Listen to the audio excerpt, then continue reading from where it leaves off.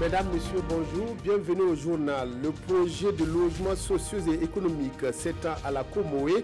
Le ministre de l'Urbanisme et de l'Habitat a posé la première pierre de cette cité qui comptera 300 villas construites en une année par une entreprise de la région. Guillaume Soro a démissionné du perchoir de l'Assemblée nationale ivoirienne pour être en phase avec lui-même. Le député de Ferké a refusé d'adhérer au RHDP, le parti présidentiel, qui le poussait ainsi vers la sortie. Mais tout d'abord, Kongoussi, à une centaine de kilomètres au nord de Ouagadougou, a été le théâtre d'une attaque terroriste dans la nuit du 6 au 7 février. La brigade de gendarmerie de la ville a été la cible de cette attaque qui a fait 2 morts, 2 civils. Les dégâts sont aussi importants, comme ont pu le constater hier les ministres de l'administration territoriale et de la sécurité qui se sont rendus sur les lieux. Kuala Nebié, Olopoda, reportage.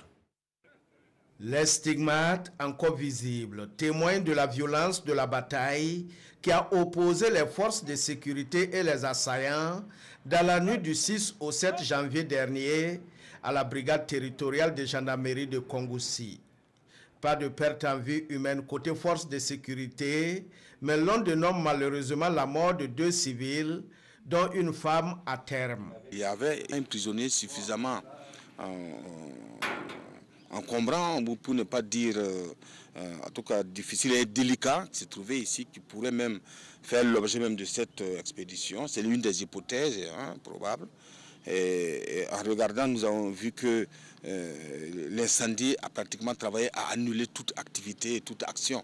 Nous sommes là à apporter nos encouragements à la gendarmerie et aux forces de défense et de sécurité de façon générale. Et également rassurer les populations donc de la province du Bamé et de la ville de Kongoussi en particulier, que le gouvernement travaille pour qu'il y ait suffisamment de sérénité dans cette zone-là. Dès les premiers instants de l'attaque, la police, selon le commandant de la brigade de gendarmerie, leur a apporté main forte, un soutien qui a permis de repousser l'ennemi. Cette collaboration est encouragée par le ministre Ousseni Compaoré qui appelle tous les corps en présence à une fédération des forces en cas d'attaque. Ils ont une mission ici, c'est celle de protéger les populations. Nous avons vécu un acte de lâcheté et ces lâches pensent que la lâcheté peut prévaloir à la détermination. Ils se trompent. Les gendarmes vont rester là et ils vont continuer de faire leur travail de protection de la population. Nous ne reculerons pas d'un pouce. Et pour exprimer la détermination du gouvernement à assurer la sécurité des populations de Kongoussi et environnants, le ministre Siméon Sawadogo a remis un ordinateur et des consommables pour permettre à la brigade d'assurer le minimum. Les parents des victimes de l'attaque n'ont pas été oubliés. La délégation gouvernementale leur a apporté soutien et réconfort. 300 villas seront bientôt construites à Banfora, dans la Comoé, dans le cadre de la réalisation des logements sociaux et économiques. Le ministre de l'Urbanisme et de l'Habitat, Maurice Dieudonné Bonané, a procédé hier à la pose de la première pierre de ces logements qui seront construits en une année par l'entreprise Boubacar Baro Imo. Betty Bienao, Karim Sissé, reportage. Par cet acte, le ministre de l'Urbanisme et de l'Habitat lance officiellement les travaux de construction des logements sociaux et économiques ici à Banfora. Une activité qui est la matérialisation du programme national de construction de 40 000 logements d'ici à 2020. L'un des grands freins de la mise en œuvre du programme de 40 000 logements a été la mobilisation du foncier. Dès que le foncier est mobilisé, les promoteurs immobiliers sont prêts, les banques également pour accompagner ces promoteurs-là sont disponibles. Cela veut dire que toutes ces maisons qui seront construites auront des occupants. Le maire, dans son allocution, a parlé de l'université de Banfora qui va être construite bientôt à côté de cette cité. Et tout ça, ça va contribuer à renforcer le noyau urbain de la ville, à offrir de meilleures conditions de vie aux populations. Et voici donc Ce à quoi devrait ressembler dans quelques mois cet espace situé dans le secteur 12 de la commune de Banfora. Le promoteur immobilier en charge du chantier entend ainsi accompagner le gouvernement burkinabé dans sa politique de logement. Notre souci est de pouvoir vous produire de logement de qualité. Nous le rassurons que nous allons donner des meilleurs de nous-mêmes et à Banfora ici nous allons livrer le logement de qualité. Oui, c'est l'offre de logement qui va se voir accrue. Donc c'est ça qui est l'importance parce que vous savez que nos villes manquent de logements décents. Et donc ce projet va passer en tout cas résoudre durablement donc ce problème-là. Au total, ce sont 300 villas qui seront érigées sur ce site de 25 hectares. Des villas dont le coût varie entre 7 500 000 et 18 millions de francs CFA. Restons à l'ouest où 40 inspecteurs des eaux et forêts et 13 inspecteurs de l'environnement viennent de boucler 3 ans de formation à Denderesso. La cérémonie de remise d'épaulettes a eu lieu hier au sein de l'École nationale des eaux et forêts en présence du ministre de l'Environnement qui compte sur ses nouvelles compétences pour relever les défis de l'économie verte et du changement climatique. Karim Ilboudo, Ali Traoré. C'est son dernier commandement en tant que directeur général ici à l'École nationale des eaux et forêts. Pamisa Ouedraogo est appelé désormais à la direction générale de l'économie verte et du changement climatique. Il passe donc le témoin à Pingaté Lamien pour la poursuite des chantiers. C'est donc sous la supervision de ce nouveau DG que se tient la cérémonie de fin de formation des 53 inspecteurs des eaux et forêts et de l'environnement. Après 3 ans passés dans ce centre, ces élèves se disent prêts pour le terrain afin de relever les défis. Une carrière que nous mesurons l'ampleur et les défis qui nous attendent, surtout dans un contexte marqué par une insécurité grandissante, l'envahissement des forêts classées par des exploitants agricoles et leur paillage, l'instabilité des villes, la pollution des eaux et de l'air, le changement climatique et le braconnage, pour ne citer que ces mots auxquels nous devions trouver, bien sûr, des solutions. Nous restons convaincus et persuadés qu'avec votre soutien, nous y arriverons. Des mots qui réconfortent le ministre en charge de l'Environnement. Avec le nom de baptême, combativité, Nestor Bassier se dit confiant quant à la réussite des missions qui leur seront assignées. La combativité choisie par la promotion vient à point nommé. Vous nous dites tantôt, nous sommes dans une situation d'insécurité totale où l'ensemble des forces et l'ensemble de la population est engagé aux côtés de nos FDS pour pouvoir lutter efficacement contre ce fléau qui mine le Burkina depuis plus d'un certain temps. Donc aujourd'hui, c'est un combat qui les attend. Ce n'est pas forcément toujours un travail de bureau, mais ce sera également un travail de terrain pour qu'enfin on sorte en tout cas des bureaux pour aller sur le terrain afin bien sûr de sécuriser au mieux l'ensemble de nos ressources forestières et fauniques. Mais en attendant, ils reçoivent ici leurs épaulettes. Les meilleurs de chaque promotion reçoivent aussi des cadeaux, le tout couronné par cette parade militaire. Cette période de saison sèche est favorable à la production maraîchère, une production abondante dans la vallée du Sourou où les produits sont notamment écoulés au marché de Di. Dans cette localité se bousculent revendeurs en gros ou simples commerçants qui ne se contentent pas seulement des produits du maraîchage mais aussi du poisson qui arrive du Mali. Serge Somda, Karim Ouedraogo, Adidou. Il est 10 heures au marché de Di, un marché international qui draine du monde. Il a lieu tous les 5 jours. Ici, ce sont les poissons et les produits maraîchers qui attirent plus les commerçants venus d'horizons divers. Nous sommes au marché des produits maraîchers. Les récoltes ont débuté depuis le mois de décembre dans les périmètres irrigués. En train de vendre, ouais. Nous allons aller chercher au sang pour venir vendre ici. Je viens de Bobo. On est venu acheter des oignons. Les petits là. On achète ça à 8 000 francs. Et puis les gros là, sac là c'est 40 000. À quelques mètres de là, nous voici au marché du poisson. C'est le marché qui vient de commencer. Parce que pourquoi? Il y avait la crue d'eau. Il y avait beaucoup d'eau cette année. Comme il n'y a pas, maintenant, à partir du mois de décembre, que le poisson commence à sortir. Actuellement, le prix commence à baisser maintenant. Parce que comme il y a la production, S'il y a la production, les prix baissent. Ces différentes activités génèrent beaucoup de revenus pour ces commerçants qui trouvent ainsi leur compte dans ce marché. Nous, on paye 6 000 là-bas. On vend ici 8 000. On répare, vend ça. Si on enlève le transport, les petites dépenses là, on peut gagner 1000 francs, 1000 francs. Tu peux amener une tonne, 2 tonnes. Si tu amènes la tonne, tu peux avoir un bénéfice de 150 000 francs. Tu peux amener 200 kilos ou 400 kilos. Tu peux avoir un bénéfice plus qu'une tonne. Tous les vendeurs de poissons paient la licence. Donc sur les poissons fumés, 50 francs le kilogramme. Les poissons frais, 25 francs le kilogramme. Ceux qui viennent du Mali, leur licence c'est 50 000 francs par an. Bon, les autochtones, c'est 10 000 francs pour les cyclistes, les motocyclistes. Ceux qui ont des véhicules directs, c'est 50 000 francs aussi. Le paiement de ces taxes va ainsi contribuer au développement de la commune, entre autres.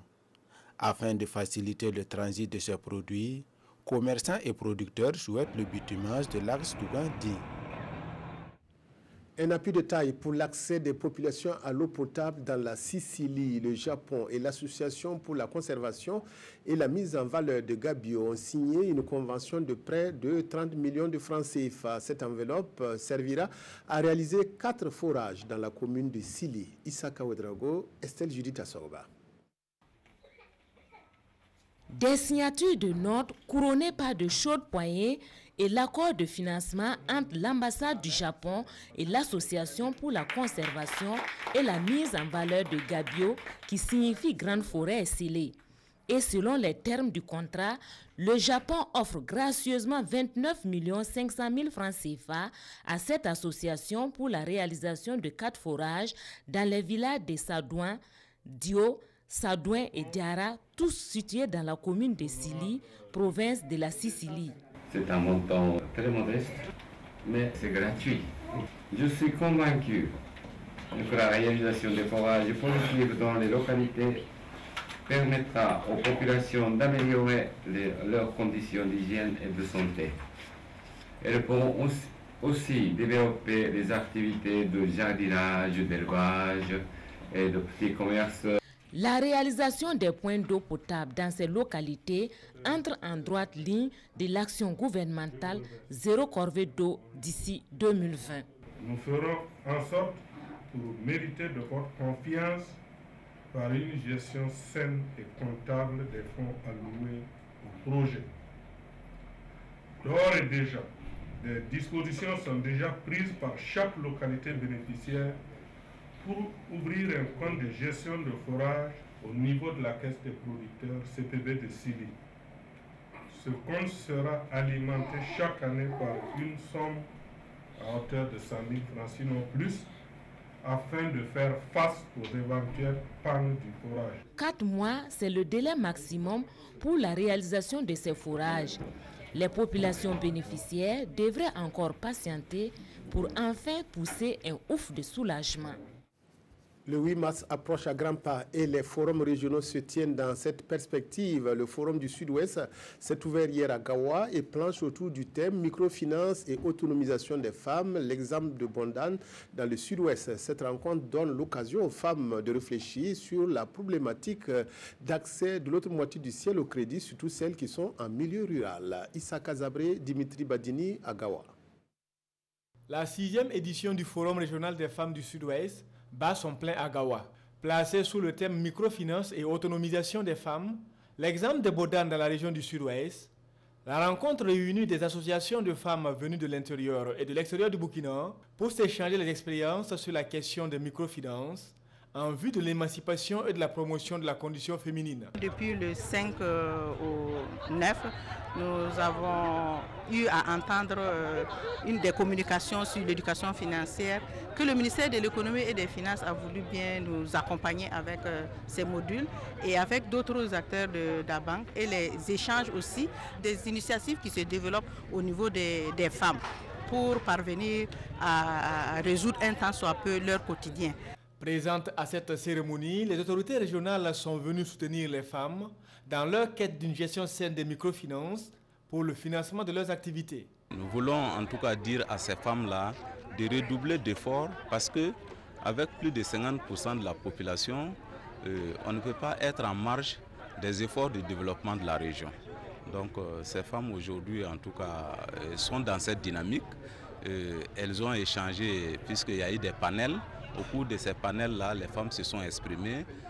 Elles se sont engagées à travailler davantage pour obtenir des résultats escomptés afin de booster le développement dans notre région. En fin de cérémonie, les différents partenaires de l'association pour la promotion des femmes de Gawa ont été gratifiés d'attestations de reconnaissance. Aussi, des filles de l'association en fin de formation ont reçu des kits d'installation dans le domaine de la coiffure et de la couture.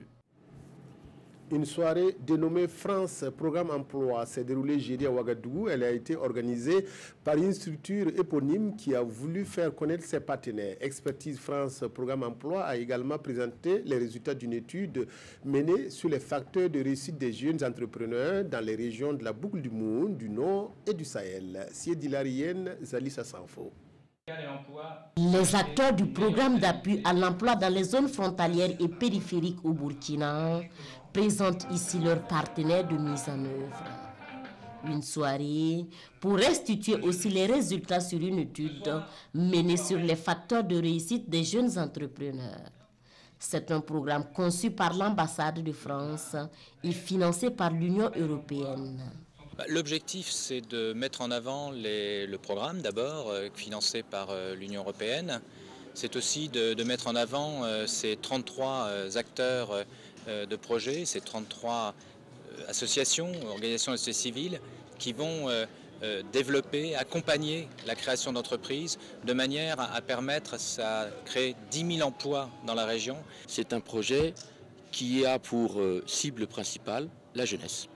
La jeunesse du Burkina Faso dans 3 régions du pays, la région Sahel, la région Nord, la région de la boucle du Moun. Et dans ces 3 régions, toutes les provinces sont concernées, la quasi-totalité des communes. Il y a eu un appui financier de l'Union européenne sur ce qu'on appelle le fonds fiduciaire d'urgence et pour l'Afrique, et qui est mis en œuvre à travers ce qu'on appelle un partenaire de mise en œuvre qui est Expertise France. Au cours de cette soirée, 33 partenaires se sont relayés pour présenter leurs différentes activités en cours dans les 3 régions que sont le Sahel, le Nord et la boucle du Moun. C'est aussi une occasion pour ces 2 jeunes entrepreneurs de présenter leur entreprise déjà fonctionnelle. Et en voilà qui réjouit leur ministre de tutelle. Je suis un ministre comblé et satisfait parce que ce soir, nous allons assister à la présentation donc, de 33 partenaires qui ont reçu donc, un accompagnement pour la formation et l'appui à la réalisation d'entreprises qui doivent concerner environ 10 000 entreprises. Le projet couvre la période 2017-2020. Et près de 10 000 jeunes et femmes seront formés avec autant d'emplois créés. Le coût global de ce projet est estimé à près de 3 milliards de francs CFA. La nouvelle est presque un non-événement puisqu'annoncé depuis de longues semaines. Guillaume Kigbafori-Soro a finalement démissionné hier de la présidence de l'Assemblée nationale ivoirienne. Une démission en marche forcée puisque le désormais député de Fréqué avait refusé de prendre part à la formation du RHDP, une formation politique qui rassemble tous les partisans du régime ivoirien. Guillaume Soro n'est plus président de l'Assemblée nationale de Côte d'Ivoire. Comme on pouvait s'y attendre, l'ancien chef de la rébellion a démissionné de son poste ce vendredi. Une annonce faite devant les 245 députés présents pour la session extraordinaire de l'Assemblée. Cette démission forcée était inéluctable depuis qu'il a refusé de participer à la mutation fin janvier de la coalition au pouvoir, le Rassemblement des Oufouettistes pour la démocratie et la paix, en un grand parti unifié. Refuser de démissionner conduirait à une crise institutionnelle. On ne peut risquer de mettre en péril la paix fragile pour conserver un poste, a-t-il notamment expliqué. Cette renonciation lui ouvre désormais la voie à une candidature à la prochaine présidentielle en 2020. Âgé de 46 ans, Guillaume Soro occupait ce poste de président de l'Assemblée nationale depuis 2013. Mais ses relations tendues avec le président Ouattara ces derniers mois ont fini par avoir raison de leur alliance, en marche depuis la crise post-électorale de 2010-2011. Du football pour boucler cette édition, les étalons juniors jouent cet après-midi les troisième et dernier matchs de la phase de poule de la CAN de leur catégorie qui se dispute au Niger. Les étalons juniors, déjà éliminés, jouent contre les lionceaux de la Teranga pour l'honneur. Rasmane Zoundi, Jean-Modeste Ouedraogo à Maradi. Les étalons juniors du Burkina Faso seront sur cette pelouse à partir de 16h30 ce samedi face aux lionceaux de la Teranga. Selon certains observateurs, c'est un match qui compte pour du beurre. Mais Serafé Dargani, lui, pense qu'il faut véritablement une victoire avant de rentrer au bercail. L'idéal, ce serait quand même qu'on marque des buts. Si à la fin, on peut engager les 3 points, ça sera bon pour le moral. On est venu ici pour, comme le dit le coach, être qualifié pour le mondial. Donc on va repartir quand même au Burkina en essayant d'avoir la victoire contre le Sénégal pour montrer au peuple burkinabé qu'on est quand même une équipe assez soudée et qu'on ne baisse pas la tête. Et par la suite revenir au Burkina et travailler pour revenir plus fort. Ce qui est sûr, les deux entraîneurs ont promis de faire tourner leurs différents effectifs. Côté Burkina, on pense notamment à certains joueurs comme Virgile Marquise qui pourraient débuter. Et puis côté sénégalais, oui, il faut donner la chance effectivement à ceux qui n'ont pas encore joué une seule minute et leur permettre aussi de goûter aux délices de la compétition. J'ai pas juste un groupe de 11 ou 12 joueurs, j'ai un groupe de 21 joueurs. Donc à partir de là, quand je vois qu'ils ont tous de la qualité, ils sont interchangeables, j'ai pas de problème par rapport à ça. Donc si au bout de 2 matchs j'ai utilisé 16 joueurs, ça veut dire que sur le 3e match je peux utiliser 20 joueurs maximum. Le Sénégal étant déjà qualifié, le Burkina Faso déjà éliminé, c'est un match sans véritables enjeux. C'est tout pour cette édition. Merci de votre aimable attention à la RTB. Excellent après-midi à toutes et à tous.